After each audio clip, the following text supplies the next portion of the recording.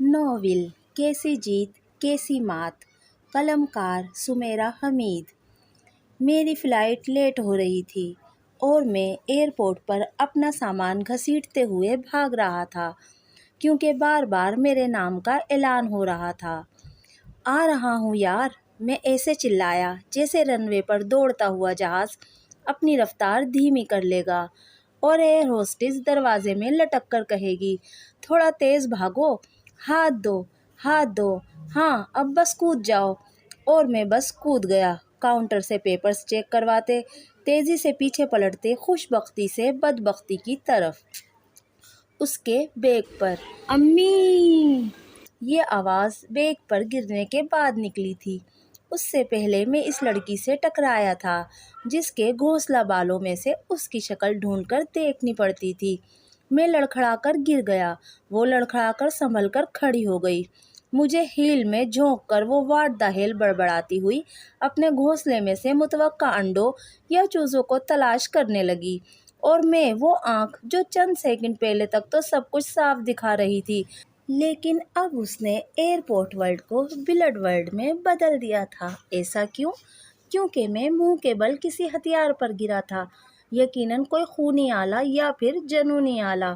اس کا hand bag اتنا بڑا کہ پورے 5 کلو آم، 1 کلو برف، 4 پلیٹیں اور 10 چمچ اس میں آ سکتے تھے۔ یہ اندر کی بات تھی۔ باہر کی بات یہ تھی کہ اسے اتنی کیلوں، زنجیروں، شمشیروں سے سجایا گیا تھا کہ اگر وہ بیگ نہ ہوتا تو نیشنل جیوگرافی کی اگلی قدیم جنگی آلات سیزن کی پہلی ڈاکیومنٹری کا موضوع ہوتا۔ وہ موضوع بنے گا یا نہیں، مگر میں وہاں موجود ہر آنکھ کی بینائی کا موضوع بن گیا تھا۔ میری آنکھ، مجھے دکھائی نہیں دے رہا، امی! جب میں آنکھ مسلتا ہوا، کراہتا، واویلا مچاتا ہوا کھڑا ہوا تو ایک ساتھ کئی لوگوں نے بھی چیخیں ماری۔ کیوں؟ کیونکہ میری آنکھ سے خون نکل رہا تھا اور میں کسی خونی بلا کی طرح ادھر ادھر جھول رہا تھا۔ نتیجے میں جیسے بھینسا سرخ کپڑا دیکھ کر بے قابو ہو جاتا ہے نا، ایسے ہی وہاں موجود سب بچے مجھے دیکھ کر دیوانے مستانے ہو گئے کہ ان کی چیخوں سے ایئرپورٹ اپنی اونچی چھت تک کانوں سے بہرا ہو گیا، اور میں کانا۔ وہ خون میری آنکھ سے 3 دن تک نکلتا رہا۔ میری امریکہ جانے والی فلائٹ مجھے لیے بغیر ہی چلی گئی کیونکہ میں ایئرپورٹ پر ہی بے ہوش ہو چکا تھا اور مجھے ایمرجنسی میں اسپتال لے جایا گیا تھا۔ میرے گھر والے، جن کے ہاتھ بائے بائے کرتے ابھی تھمے ہی تھے کہ وہ ہائے ہائے کرتے دہائی دینے لگے۔ میری دادی نے البتہ ہائے ہائے نہیں کیا۔ بے ہوشی سے پہلے انہوں نے بس اتنا کہا، لڑکے کی آنکھ گئی، کانا ہو گیا بس اب اسے کون لڑکی دے گا؟ کوئی لڑکی دے نہ دے، مجھے بندوق کی گولی ضرور دے کہ میں اس لڑکی کو مار سکوں۔ جس دن میری آنکھ کی پٹی کھلی اس دن ڈاکٹر نے اپنا ہاتھ میری آنکھوں کے سامنے لہرایا۔ یہ کیا ہے احد؟ یہ آپ کے 2 ہاتھ ہیں سر۔ یہ 2 نہیں، 1 ہاتھ ہے۔ دادی اور ضبط نہیں کر سکیں، گئی بس اس کی آنکھ۔ 10 منٹ آنکھیں بند رکھو احد، پھر دیکھو اور پرسکون رہو۔ آپ خاموش رہیں خاتون۔ یہ آپ کے 4 ہاتھ ہیں ڈاکٹر۔ پرسکون رہ کر 10 منٹ بعد دیکھا تو 2 سروں، 4 آنکھوں والا ڈاکٹر میرے سامنے اپنی 20 انگلیاں لہرا رہا تھا۔ کیا میرے کانا ہوتے ہی لوگوں نے 2 سر لگوا لیے؟ اتنی ترقی اتنی جلدی؟ واللہ 1 ماہ 10 دن بعد میں پرانا ہو کر یونیورسٹی جا سکا۔ ساری دنیا کے مزے کے کارنامے ہو کر بند ہو چکے تھے۔ سینئرز نے جتنا فریشر کو الو بنانا تھا بنا لیا تھا، اب میں الو کچھ نہیں کر سکتا تھا۔ فرسٹ ڈے، فریشر ڈے، یہ دن میرے نصیب میں باسی ہو کر بھی نہیں آیا۔ بائیں آنکھ اندھی ہونے سے بچ گئی تھی، لیکن اس آنکھ سے رات کو کم دکھائی دیتا تھا۔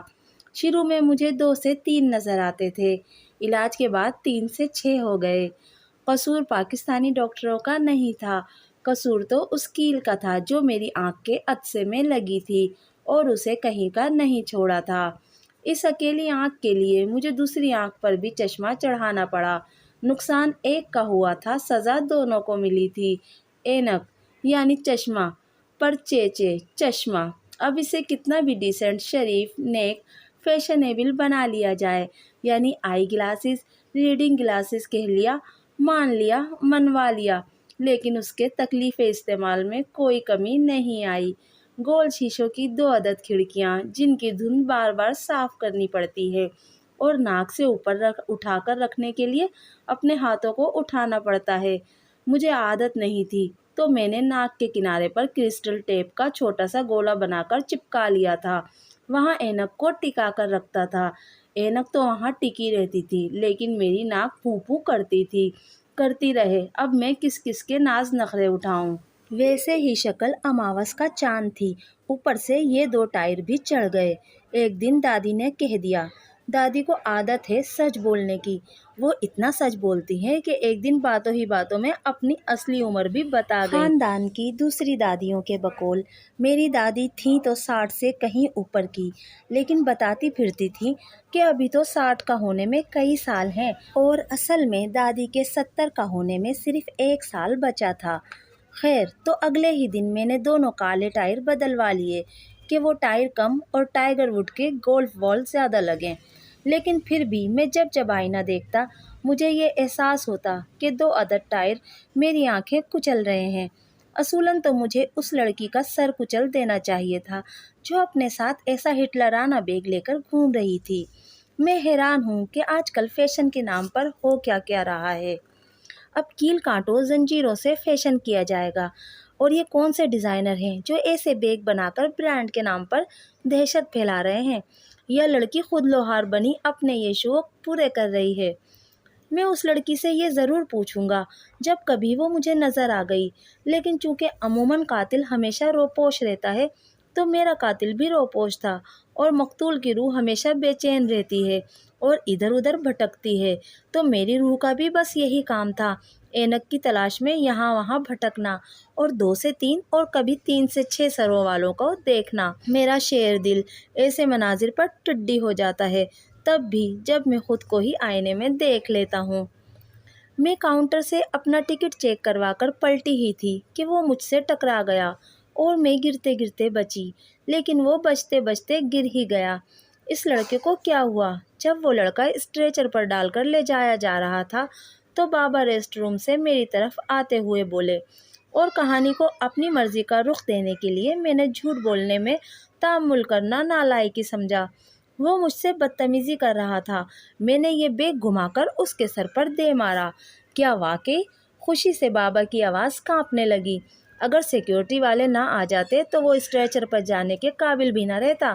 میں نے اپنی قابلیت کا قابلانہ مظاہرہ کیا۔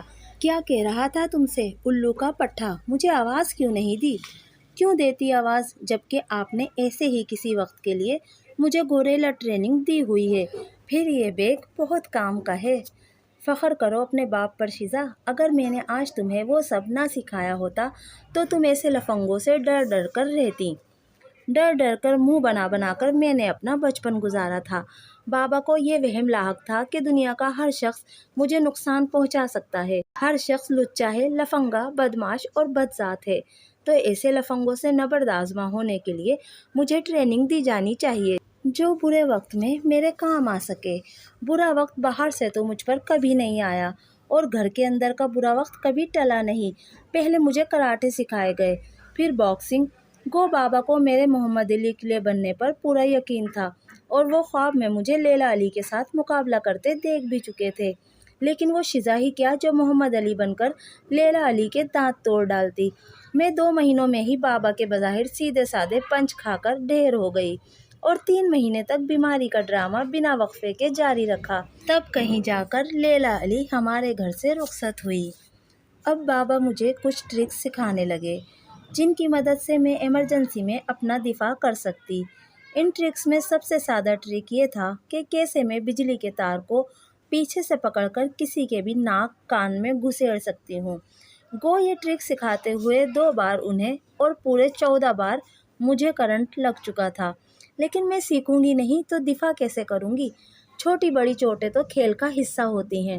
گو اس حصے داری میں میرا کچھ زیادہ ہی حصہ نکل آتا تھا، لیکن بابا دھن کے بہت پکے تھے۔ میرے پاس کھیلنے کے لیے وقت نہیں تھا کیونکہ مجھے سیکھنے سے ہی فرصت نہیں تھی۔ ویسے بابا نے ایڑی چوٹی کا زور لگا دیا تھا مجھے کنگ فو پانڈا بنانے میں، لیکن میں نے بھی ایک کک مار کر نہیں دی۔ آخر وہ سمجھ گئے کہ میں کھوتا تو بن سکتی ہوں لیکن گوریلا نہیں۔ تو کھوتے نے جب امریکہ یونیورسٹی میں داخلہ لے لیا تو بابا نے بھی امریکن ویزے کے لیے اپلائی کر دیا۔ وہ کچھ عرصہ وہاں میرے ساتھ رہ کر ماحول دیکھنا چاہتے تھے۔ میں اچھی طرح سے جانتی تھی کہ وہ ماحول دیکھنے نہیں، میرے ساتھ وہاں 2 سال گزارنے جا رہے ہیں تاکہ میری نگرانی کر سکیں اور ضرورت پڑنے پر دفاع میں نے ایئرپورٹ پر کر لیا تھا۔ بیچارے کا چہرہ خون سے بھر گیا تھا اور بابا کا چہرہ خوشی سے دمک رہا تھا۔ کوئی امریکی تمہیں ہاتھ لگائے تو ایسے ہی منہ توڑ دینا اس کا۔ میں ان کے منہ تو نہیں لگوں گی لیکن میں ان کی ٹانگیں توڑنا پسند کروں گی۔ گو یہ اتنا آسان تو نہیں تھا لیکن ایسا مشکل بھی نہیں تھا۔ ایئرپورٹ پر ہوئے حادثے نے بابا کو کچھ یقین دلا دیا تھا کہ ضرور اس کھوتے میں تھوڑا بہت گوریلا جاگ اٹھا ہے۔ اس لیے 2 مہینے میرے ساتھ امریکہ رہ کر وہ پاکستان واپس چلے گئے۔ مجھے بابا سے بہت محبت ہے لیکن میں کیا کروں، میں کرنٹ کھا کر تنگ آ چکی ہوں اور ہر بار اس لوہے کے شکنجے میں اپنا ہی ہاتھ پھنسا لیتی ہوں جس میں مجھے کسی لفنگے کی گردن دینی ہے۔ اور کہاں تک سنیں گے، کہاں تک سناؤں کہ زخم ہزاروں اور آہیں بڑی ہیں۔ وہ لڑکا میرے لیے لکی تھا۔ دل ہی دل میں نے اس لڑکے کو بہت دعائیں دی تھیں لیکن مجھے ہنسی بھی آتی رہی تھی۔ قصور میرا نہیں تھا، قصور اس کا بھی نہیں تھا، لیکن فائدہ صرف میرا ہوا۔ جہاں تک میرا خیال ہے جس آنکھ سے خون نکل رہا تھا وہ آنکھ تو گئی۔ اتنا تو چلتا ہے، کچھ پانے کے لیے کچھ تو کرنا پڑتا ہے۔ ویسے میں اتنی ظالم نہیں ہوں لیکن کیا کروں، میں اپنی سہیلیوں کے برتھ ڈے پارٹی میں جانے والی وہ واحد بچی ہوتی تھی جس کے بابا ساتھ ہوتے تھے اور مجھے ہوشیاری سے آس پاس نظر رکھنے کے لیے کہتے رہتے تھے۔ ایک بار تو گڑیا کی شادی میں بھی بابا میرے ساتھ تھے۔ ایسی دکھیاری بچی اگر اپنی خوشی کے لیے تھوڑی بہت ظالم ہو جاتی ہے تو یہ اس کا حق بنتا ہے۔ یہ بیگ وہ کسی شاپنگ مال سے نہیں بلکہ بیکار کے مال کے گودام سے ڈھونڈ کر لائے تھے۔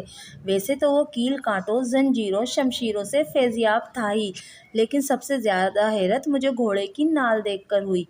یہ کیا ہے؟ یہ تو گھوڑے کے پیروں پر نہیں لگتا۔ ہاں تو پھر جب یہ کسی لفنگے کے منہ پر لگے گا نا تو اسے دکھائی دینا بند ہو جائے گا، سر گھوم جائے گا اس کا۔ سر گھوم گیا میرا۔ یہ بیگ آپ کس لوہار ہتھیار فروش سے بنوا کر لائے ہیں؟ بدتمیزی نہ کرو، ٹھیک ہے یہ تھوڑا اسپیشل ہے لیکن اس کا مطلب یہ نہیں کہ یہ فیشنیبل نہیں ہے۔ فیشنیبل تو نہیں، البتہ وہ قاتلیبل ضرور لگ رہا تھا۔ بابا کو نہ جانے کیوں یہ لگتا تھا کہ ان کی اکلوتی بیٹی اپنی ٹانگوں کو ایڑیوں پر گھما کر کسی کا سر گھما سکتی ہے۔ بھلا مجھ جیسی تتلی سی نازک لڑکی کو ایسے محنتانہ کام کرنا زیب دیتا ہے؟ گو میرے ہاتھ بچپن سے اب تک کی کنگ فو مشقوں سے مزدورانہ ہو چکے تھے لیکن میں ابھی بھی خود کو گلاب کی پنکھڑی بنانے پر تلی ہوئی تھی۔ ویسے بھی دونوں ہاتھوں کو منہ پر رکھ کر حلق پھاڑ کر مدد مدد چلانے میں میرا جاتا ہی کیا تھا۔ اور ابھی دنیا اتنی بھی غیر محفوظ نہیں ہوئی جتنا خبروں اور فلموں میں دکھایا جاتا ہے۔ ٹھیک ہے بدماشوں کی تعداد بڑھتی جا رہی ہے لیکن یہ بھی تو سوچیں نا کہ مجھ جیسے شریف اور معصوم لوگوں کا ایسا بھی کوئی قحط نہیں پڑ گیا۔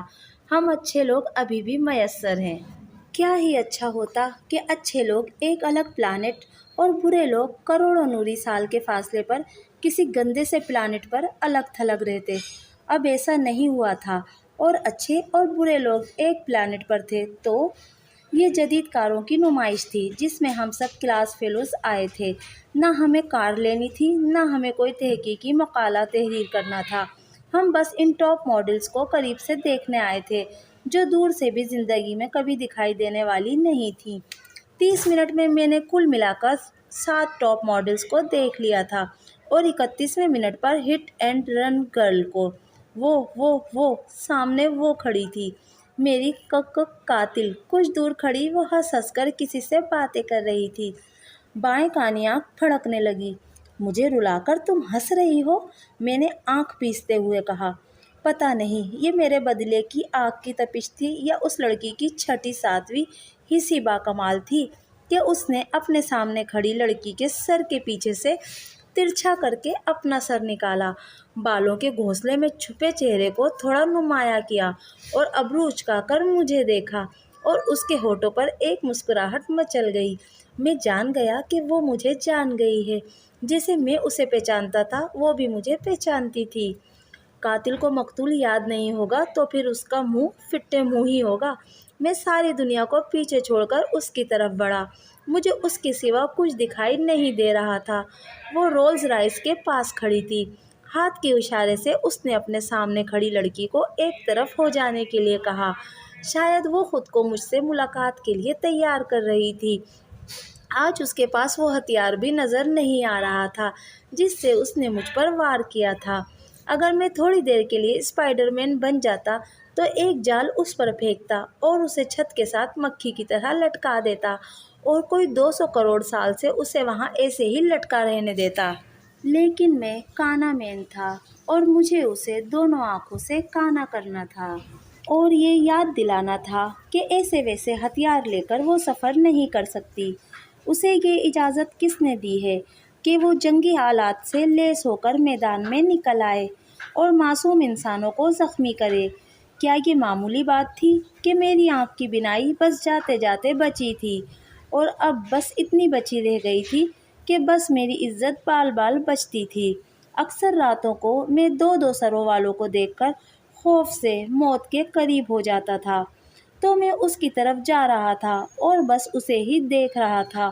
وہ بھی مجھے ہی دیکھ رہی تھی، لیکن صرف مجھے ہی نہیں دیکھ رہی تھی، نیچے بھی دیکھ چکی تھی۔ اور پھر ابرو کو سوالیہ اچکا کر نیچے کی طرف اشارہ کر کے، یہ اشارہ مجھے بعد میں یاد آیا، وہ ہنس بھی دی تھی۔ میں رو ہی تو دیا تھا، سائنس اتنی ترقی کر چکی ہے لیکن آج بھی زنجیروں کی گول کھمبوں ڈنڈوں کے ساتھ باندھ کر حد بندی کرنے کا رواج ختم نہیں ہوا۔ میں رولز رائس کار کی حد بندی کی طرف بڑھ رہا تھا اور چونکہ آنکھیں صرف پیشانی کو میسر ہیں اور پیر ان سے مبرہ ہیں تو میرے پیر دیکھ نہ سکے کہ وہ بے پیر ہونے جا رہے ہیں۔ محبت اندھی ہوتی ہے سنا تھا، نفرت اس سے زیادہ اندھی ہوتی ہے اس وقت دیکھ لیا۔ میرے پیر زنجیروں اور کھمبوں میں الجھے اور میں شیشے کی طرح چمکتے صاف شفاف فلور پر کچھ اڑتا کچھ مڑتا اور زیادہ تڑ تڑ ٹوٹتا ہوا منہ کے بل گرا۔ مجھے یاد نہیں پھر کیا ہوا، بس ایک آخری منظر یاد ہے کہ سب کاروں کو چھوڑ کر مجھے دیکھنے لگے۔ جس آنکھ کی بینائی متاثر ہوئی تھی اسی آنکھ کے ابرو پر ایک گہرے کٹ کا اضافہ ہو چکا تھا۔ آنکھ بچ گئی ورنہ پتھر کی پتلی لگوانی پڑتی اور لوگوں کو میری آنکھ کے سامنے ہاتھ لہرا کر کہنا پڑتا، میں یہاں کھڑا ہوں، تم کہاں دیکھ رہے ہو؟ یہیں سامنے ہی تو، یہ دیکھو تم یہاں کھڑے ہو۔ میرا کان تو چھوڑو یار۔ سامنے کے 3 دانت، ناک کی ہڈی میں فریکچر اور ٹھوڑی پر ایک لمبے زخم کے انعام کے ساتھ وہ لڑکی میری زندگی میں آ کر چلی گئی۔ 2 ہفتے گردن پر نیک کالر چڑھا کر رکھنا پڑا، اسی حالت میں یونیورسٹی جانا پڑا۔ بچپن میں ایک لطیفہ سنا تھا کہ ایک بچے کا بازو فریکچر ہو جاتا ہے تو وہ ڈاکٹر سے کہتا ہے کہ زخمی بازو پر بینڈیج کرنے کی بجائے دوسرے بازو پر بینڈیج کر دی جائے۔ پر ایسا کیوں بیٹا؟ اگر فریکچر بازو پر بینڈیج ہوگی تو آپ کی کلاس فیلوز اس بازو کو ٹچ نہیں کریں گے، ایسے آپ کو درد نہیں ہوگا۔ وہ اسے ہی تو ٹچ کریں گے ڈاکٹر صاحب، آپ پلیز دوسرے بازو پر بینڈیج کر دیں۔ مجھے بھی ڈاکٹر سے کہنا یاد نہیں رہا کہ میری فریکچر گردن پر کالر نہ چڑھائیں بلکہ پیروں یا ٹخنوں پر چڑھا دیں۔ میری ایک کلاس فیلو نے اسی حالت میں میرے ساتھ ایک سیلفی لینی چاہی، ابھی سامنے کے 3 دانت لگے نہیں تھے۔ ڈینٹسٹ کا کہنا تھا کہ ٹوٹے ہوئے دانتوں کے زخم ٹھیک ہونے میں کچھ وقت لگے گا، اس لیے اوپر کے جبڑے میں 3 دانتوں کی آرائش کے لیے مجھے کچھ مہینے صبر سے انتظار کرنا ہوگا۔ میں بے صبرا، کم عقل انتظار نہیں کر سکا اور جب لڑکی نے اسمائل کہا تو میں ہنس دیا ہر وہ بندہ جس نے سیلفی دیکھی۔ جنگل کی آگ کی طرح وہ سیلفی عام ہوئی۔ دادی بالکل ٹھیک کہتی ہیں، آگ لگے ان موئے موبائلوں کو، آگ لگے ان موبائلوں کے صارفین کو جنہوں نے مجھے کہیں کا نہیں چھوڑا۔ ویسے تو انسان ہے لیکن ضرورت پڑنے پر اگر تجھے گدھوں کی جماعت میں دھکیل دیا جائے تو انہیں کوئی ایسا اعتراض نہیں ہوگا، بلکہ وہ تو خوش ہوں گے کہ گدھا گدھوں میں لوٹ آیا۔ دادی یہ بھی تو ٹھیک کہتی ہیں، گدھا بچکانہ حرکتوں سے باز رہا، بچکانہ، قاتلانہ، زخمانہ، حادثانہ، آخر میں کیا کر کے دم لوں گا؟ اپنا قتل، اپنے مقام، رتبے اور قابلیت کا زبان زدہ مذاق۔ دوستو، آپ کو سمیرہ حمید کے ناول کیسی جیت کیسی مات کا پہلا حصہ کیسا لگا؟ مجھے کمنٹ کر کے ضرور بتائیے گا۔ اگر ویڈیو پسند آئی تو پلیز میرے چینل کو سبسکرائب کیجیے، میری ویڈیو کو لائک اور شیئر کیجیے۔ ملتے ہیں اگلی ویڈیو میں، تب تک کے لیے اللہ حافظ۔